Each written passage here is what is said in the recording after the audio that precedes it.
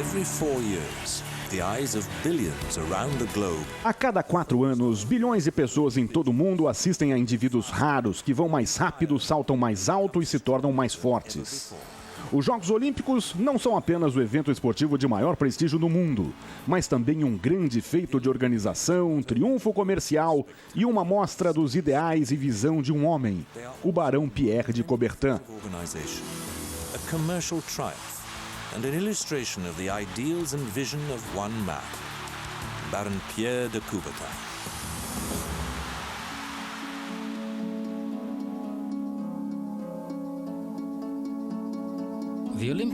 Os Jogos Olímpicos não são apenas um campeonato mundial, mas um festival quadrienal da juventude, a primavera da humanidade.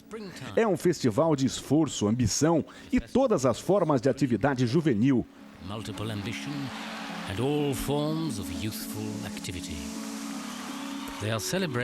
Eles são celebrados a cada geração ao chegar ao limiar da idade adulta.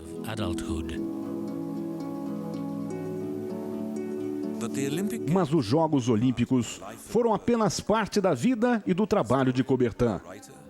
Historiador, escritor, organizador, esportista e pedagogo, Coubertin escreveu 1.400 artigos e livros sobre diversos assuntos, ainda que pouco se conheça sobre ele.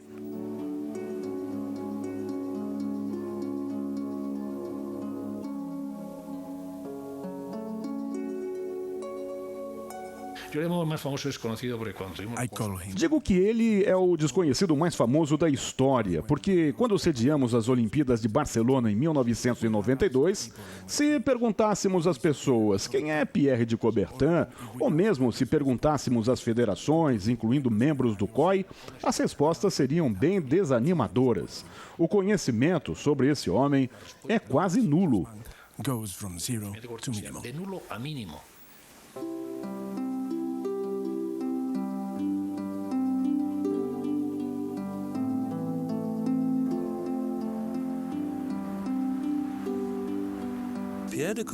Pierre de Coubertin nasceu em Paris no dia de Ano Novo de 1863. Era o quarto filho de uma família católica e seu pai era conservador, cuja nobreza adivinha desde o século XV.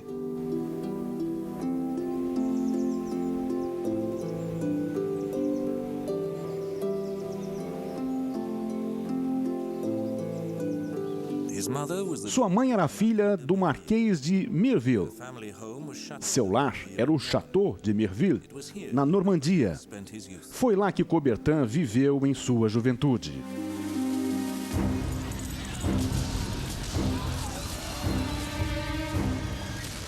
Mas sua infância coincidiu com um momento traumático na história francesa. Ele cresceu em meio à Guerra Franco-Prussiana de 1870.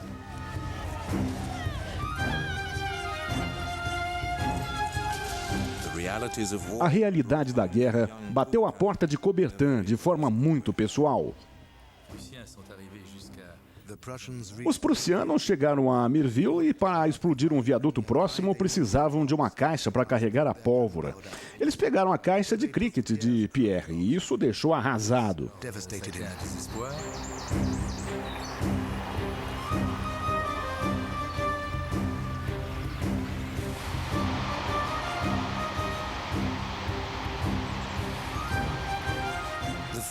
O exército francês foi derrotado em menos de um ano. A França cedeu boa parte do território à Prússia.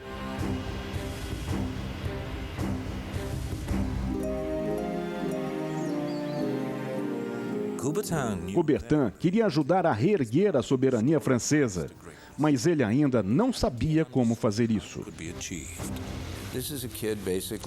Era um garoto com uma crise de identidade. Ele procurava fazer algo que fizesse a diferença para o mundo, que contribuísse para o desenvolvimento nacional e que, ao mesmo tempo, fosse condizente com sua educação e formação. Ele foi um garoto perdido a princípio. He's a kind of lost kid early on.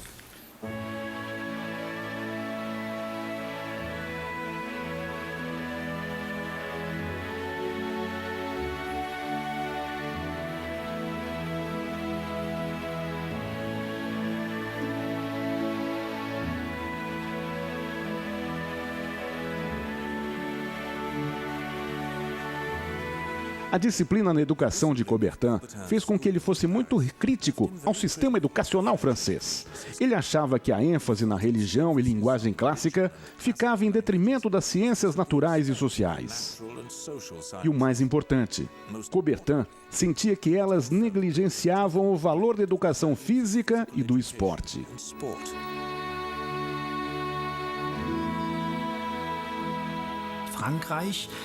Coubertin percebeu que a derrotada França só poderia ressurgir com um novo sistema educacional, porque a força dos esportes, se fosse usada para incutir aos jovens uma nova energia física e mental. With a new energy, both physically and mentally. Diese moralischen Kräfte dann geistig mitgab.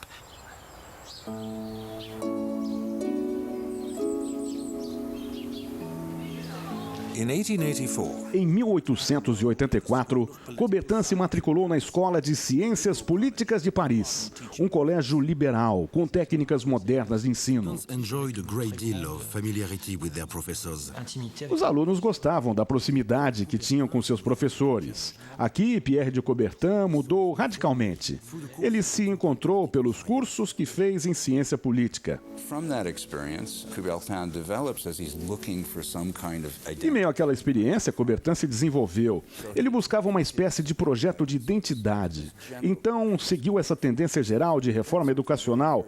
E aí algo muito curioso aconteceu. Assim como outros jovens intelectuais marginalizados da época, ele voltou seus olhos à Inglaterra.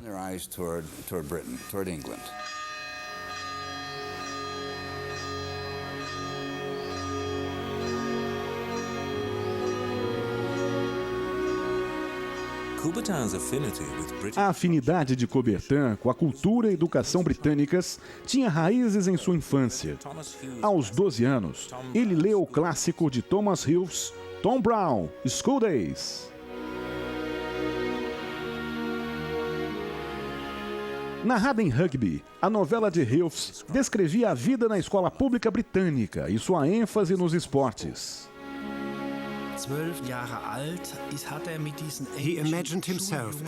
Ele se imaginava aos 12 anos vivendo os desafios de uma educação rígida.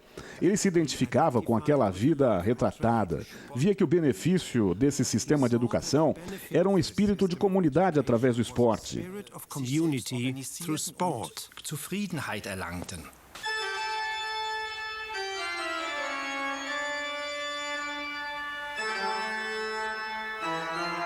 Em seu livro, Hughes, um ex-pupilo em rugby, fez uma ficção da carreira de seu próprio mentor, Dr. Thomas Arnold.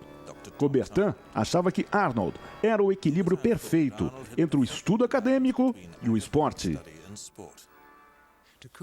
E Coubertin era muito seletivo sobre o que escolhia enfatizar. O que ele dispensava eram o assédio, a monotonia e a rispidez nas escolas públicas inglesas do século XIX. Coubertin acreditava que o amor britânico pela competição e pelo trabalho, nascidos no esporte, era a chave para sua força política e sucesso econômico.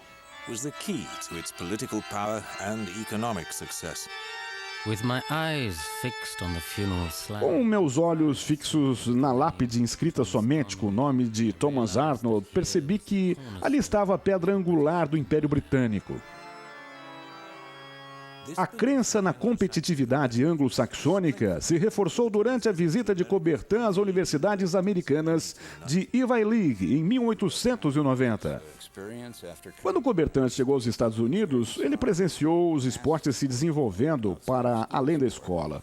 Era um esporte universitário com um público de centenas de milhares de pessoas. Ele nunca vira isso antes e era um esportismo regido pelas autoridades acadêmicas, ainda não profissionalizado.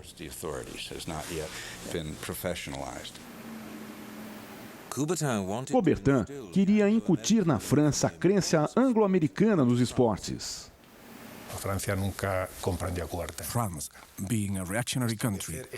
A França, como país reacionário, nunca entendeu Pierre de Coubertin e ele teve muitos problemas. Para que reconhecessem o esporte, ele decidiu globalizá-lo e a única forma de fazer isso era com os Jogos Olímpicos. And the only way to do this is to re-establish the Olympic Games.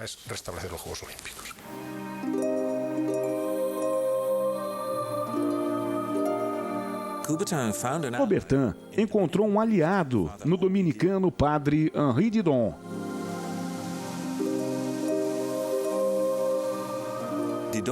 Didon foi educado em uma faculdade de Grenoble, que tinha uma afinidade com os esportes. Ela organizava um dia de esportes chamado Jogos Olímpicos de Rondeau.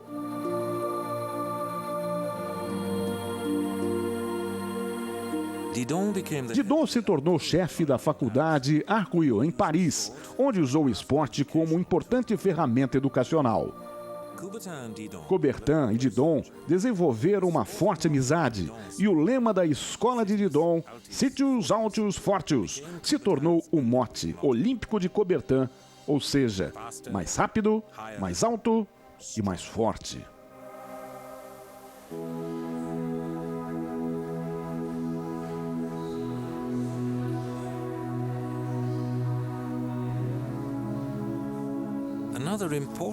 Outra influência importante nas ideias de Coubertin foi o reavivamento grego.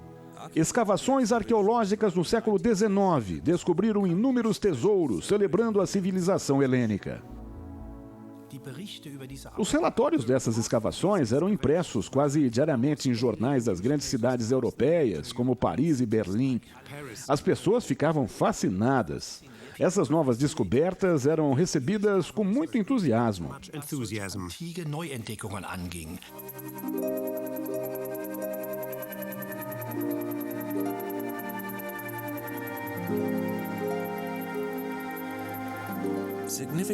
Notavelmente, em 1875, o arqueólogo alemão Ernst Curtius começou a desenterrar os arredores da antiga Olímpia.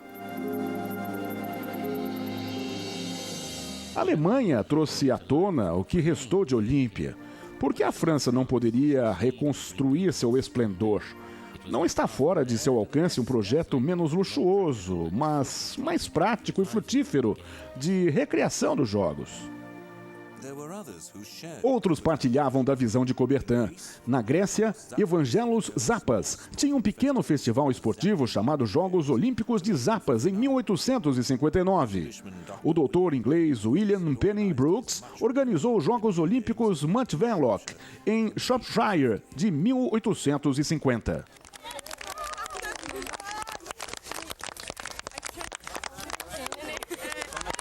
Coubertin goes there in 1890. Coubertin esteve lá em 1890 como convidado de honra do Dr. Brooks e da comunidade local. Houve um grande alvoroço sobre ele, mas isso não foi o gatilho que levou à campanha de Coubertin, porque ele já havia formulado uma visão ampla e um desejo de recriar os Jogos Olímpicos de alguma forma. Recreate the Olympic Games in some form. Celebrando a 23ª Olimpíada da Era Moderna, declaro abertos os Jogos Olímpicos de Los Angeles.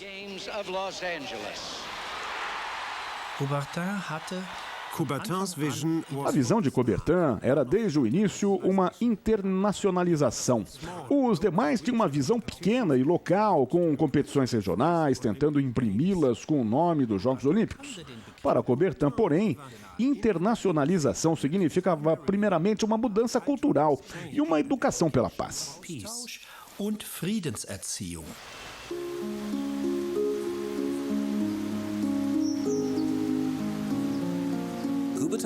Coubertin propôs a recriação dos Jogos pela primeira vez em 1892, numa conferência em Sorbonne, Paris.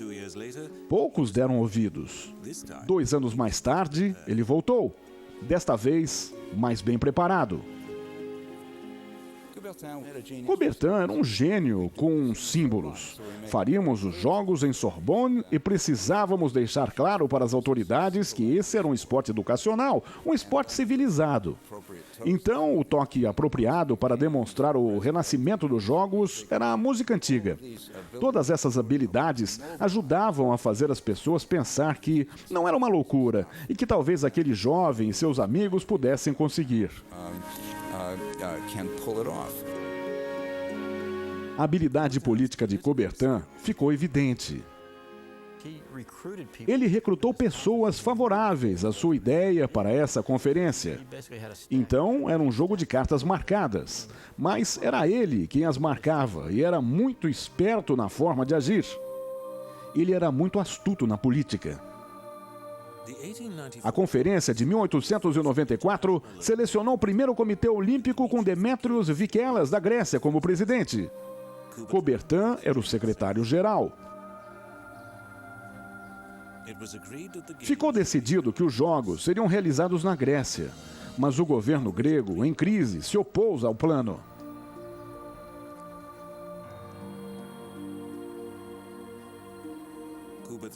Coubertin se recusou a aceitar a derrota e buscou mais apoio. Um grupo de empresários gregos ricos aderiu à causa. Com o apoio da família real, eles forçaram o governo grego a aceitar a empreitada. Em 25 de março de 1896, os primeiros Jogos Olímpicos modernos deram início.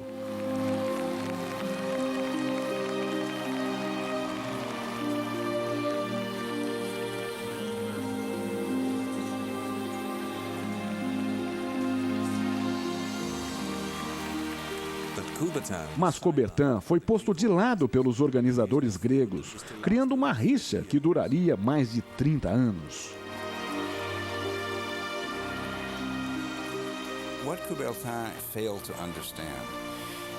O que Coubertin não podia entender é que o projeto olímpico era indistinguível de toda a soberania nacional grega. Em partes, o motivo dele ter sido posto de lado é que o projeto era muito bom para fins de publicidade, mas estava no centro da consciência nacional e do destino da política grega. Você não confia esse tipo de coisa a qualquer jovem estrangeiro bem-intencionado. To young, naive, energetic, well-intentioned foreigners.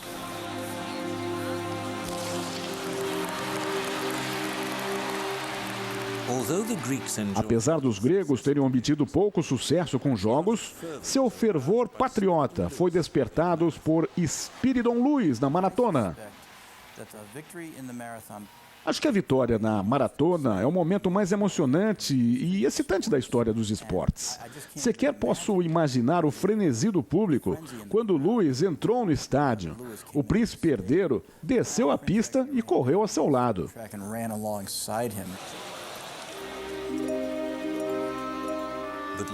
Mas a vitória de Lewis criou mais problemas para Coubertin. Os gregos, inspirados pelo sucesso, queriam manter os Jogos na Grécia permanentemente.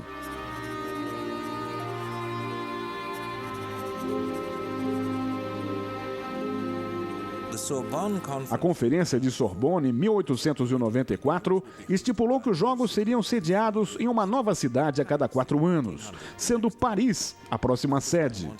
Coubertin queria proteger essa promessa.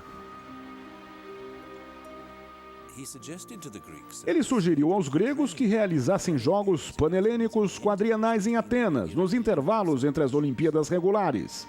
Com isso, a paz se restabeleceu.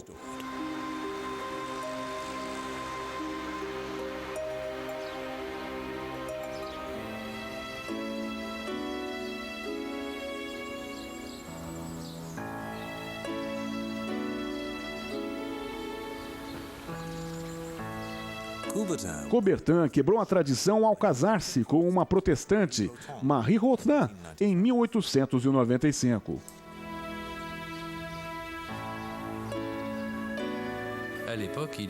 Na época, era inconcebível a um católico casar-se com uma protestante, mas a família aceitou. Essa era a prova de sua independência frente aos tabus da época, o que era extraordinário.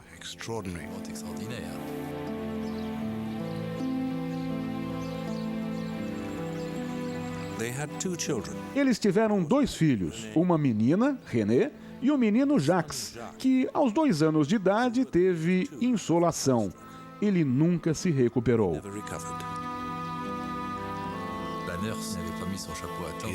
A babá não cobriu sua cabeça com um chapéu. Ele ficou deficiente em decorrência disso. Foi uma tragédia para Pierre, porque ele tinha muito orgulho do filho. Era um menino adorável.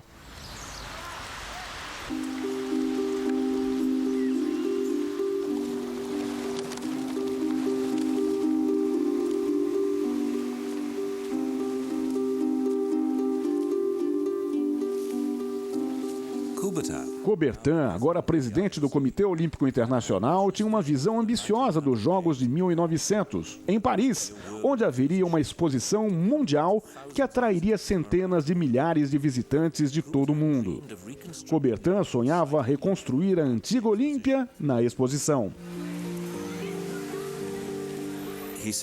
Ele montou um comitê de organização dos Jogos, mas o Comitê de Exposição Mundial desviou a atenção dos Jogos, deixando Coubertin de lado. Um historiador escreveu que as Olimpíadas de 1900 deveriam ter sido chamadas de Olimpíadas Burlescas, porque foram os jogos mais estranhos que já tivemos. Tivemos tiro ao pombo e uma corrida de obstáculos. A natação foi realizada do Rio Sena. Eles tiveram de nadar sobre barcos e então escalar uma série de barcos e terminar com uma corrida de obstáculos de 200 metros. Houve uma história famosa nos anos 60, quando o Comitê Olímpico Francês queria reunir todos os medalhistas olímpicos. Eles encontraram Ferdinand Vassero, um ciclista que conseguiu uma medalha em 1900 no sprint de ciclismo. Ele não fazia ideia de que participara de uma Olimpíada. Em meio ao caos e à controvérsia, os Jogos obtiveram um sucesso notável. Eles foram os primeiros a serem capturados em filme, as primeiras experiências com cinematografia.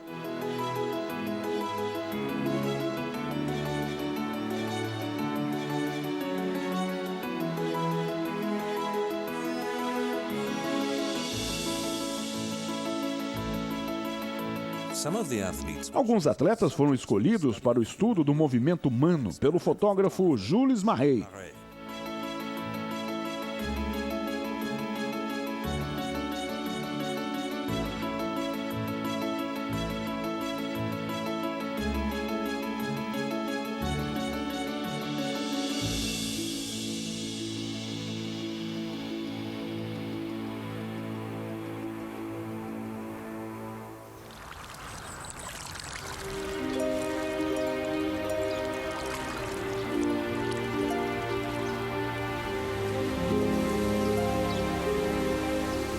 Os Jogos de 1904 aconteceriam em St. Louis, nos Estados Unidos. Houve uma polêmica envolvendo a escolha da cidade-sede. Coubertin era favorável à conhecida cidade de Chicago, mas ele discordava de James Sullivan, presidente da União Atlética Americana, a mais poderosa administração esportiva dos Estados Unidos. Ele odiava Coubertin. Eles brigaram abertamente. Ele queria estar no Comitê Olímpico Internacional, mas Coubertin nunca deixou. Ele queria iniciar seu próprio Comitê Olímpico e tomar o lugar de Coubertin, mas isso não aconteceu. St. Louis planejava uma grande feira mundial e garantiu que o campeonato da União Atlética Americana ocorreria em conjunto. Sullivan queria que as Olimpíadas fizessem parte do evento. Após muita discussão, Coubertin concordou em transferir os Jogos para St. Louis, sob a direção de James Sullivan.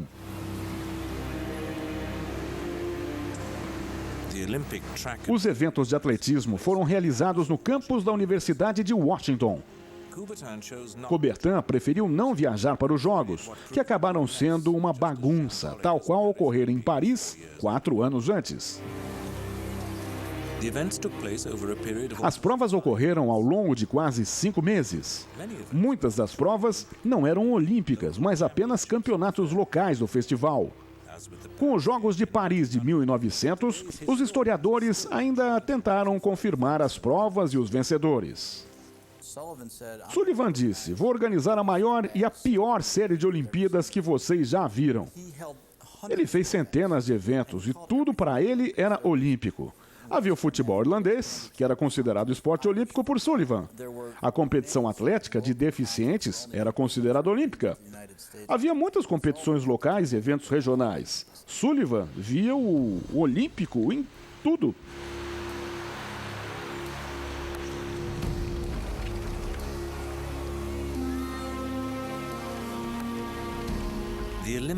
O sonho olímpico precisava de ajuda. E ela veio dos gregos, desesperados para sediar os Jogos novamente.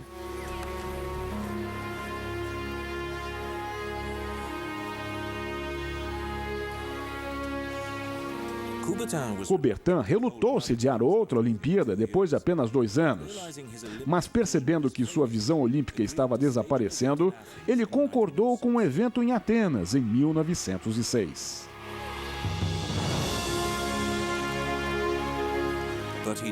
Mas ele se negou a nomeá-los Jogos Olímpicos, ficando eles conhecidos como Jogos Intermediários.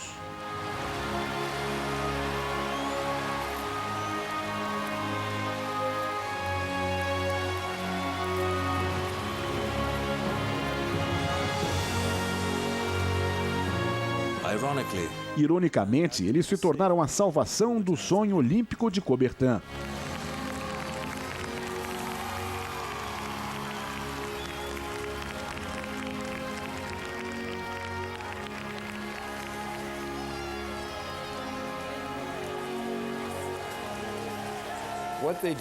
O que eles mostraram é que você não precisa de um festival mundial para ter uma Olimpíada que atraia a atenção, a energia e as delegações internacionais.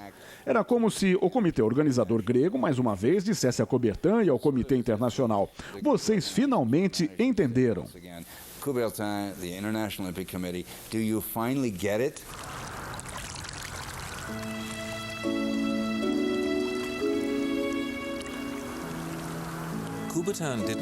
Coubertin não compareceu ao evento. Ele permaneceu em Paris e pediu uma conferência para discutir a inclusão de uma competição de artes na programação olímpica.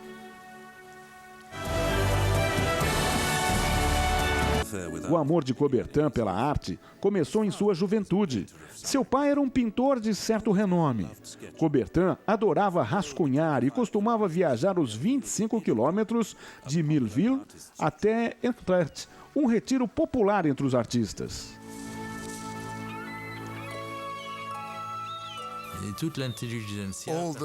Toda a intelectualidade parisiense convergia para as praias de Utrecht.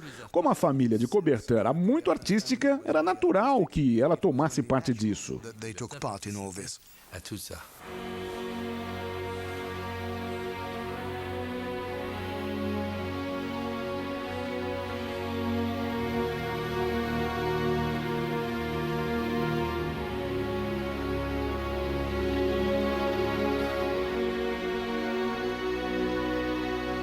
A grande ambição de Coubertin era reviver a união entre esporte e arte, segundo o entendimento grego.